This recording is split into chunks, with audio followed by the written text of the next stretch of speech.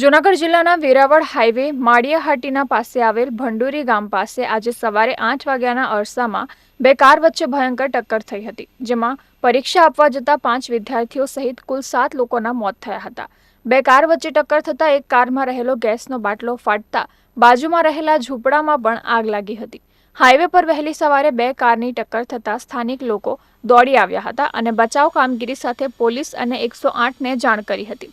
ઘટનાની જાણ થતાં જ પોલીસ કાફલા સાથે 108 અને ફાયર વિભાગની ટીમ ઘટના સ્થળે પહોંચી હતી। ઘટના સ્થળે પહોંચેલી ફાયરની ટીમે ઝૂંપડામાં લાગેલી આગ પર કાબૂ મેળવ્યો હતો, જ્યારે પોલીસે મૃતકોના મૃતદેહને પોસ્ટમોર્ટમ અર્થે ખસેડીને અકસ્માત કેવી રીતે થયો એની આગળની તપાસ હાથ ધરી છે। હાલ સાથે મૃતદેહો લોકલ માળિયા CHC ખાતે મોકલી આપવામાં આવેલ છે। ત્યાં પોસ્ટમોર્ટમની કાર્યવાહી શરૂ છે। તેમજ હાલ FSLની ટીમ બોલાવી લેવામાં આવેલ છે। અકસ્માતના કારણો અને જે અકસ્માત કયા કારણોસર થવા પામેલ છે તેની વિગતો આપને બાદમાં જણાવવામાં આવશે। અહીંયા એક ગમખાર અકસ્માત થયેલો હતો, જેની અંદર 7 લોકો હતા, સાથે 7 લોકો ડેથ થયેલા છે।